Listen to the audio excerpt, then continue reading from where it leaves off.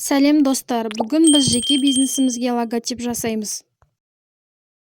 Логотипті жасау үшін бізге Google қажет. Google-ға қосылып, поискқа логотип онлайн деп жазамыз.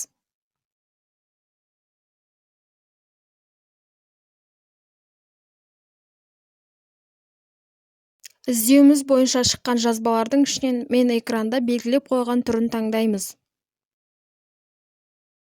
Видео пайдалы болып жатса, лайк басып, комментария қалдырып кетіңіз. Логотип жасайтын парақшамыз ашылды. Енді өзіміз жайлы мәліметтерді толтыруымыз қажет. Өз аккаунтыңыз жайлы мәліметтерді енгізіңіз. Сіздерге түсінікті болу үшін мен өз аккаунтым жайлы мәліметтерді енгізіп отырмын. Бірінші терезеге өз аккаунтыңыз жайлы мәліметті енгізесіз. Менде тігін саласы. Екінші терезеге өзіңіз жайлы қосымша мәлімет енгізесіз. Үшінші терезеге өзіңіздің бизнесіңіздің қай бағытта екендігін таңдайсыз. Бұл жерде көптеген бағыттар бар. Өздеріңіз көріп отырғандай, бұл жерден бизнестің кез келген бағытында логотип жасай аласыз. Менің парақшам тігін саласына қатысты болғандықтан швея бағытын таңдаймын. Мәліметтерді енгізіп болғаннан кейін продолжать батырмасын басамыз. Бізге екінші терезе ашылады. Бұл жерде сіздің логотипіңіздің қандай түсте болатындығын таңдайсыз.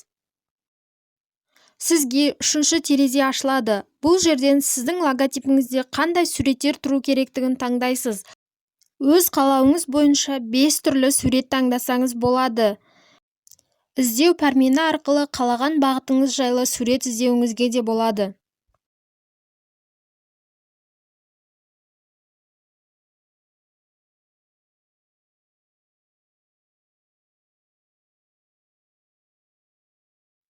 Өздеріңіз көріп отырғандай тігін саласындағы көптеген суреттер шығып жатыр. Осы суреттердің ішінен өзімізге ұнаған біреуін таңдаймыз. Мен өз таңдауымды жасадым. Мына суретті таңдадым. Ендігі кезекте программаның бізге дайындап берген логотиптерін көрейік. Мінеки логотиптеріміз дайын болды. Сіз де дәл осылай өз бизнесіңізге логотип жасай аласыз.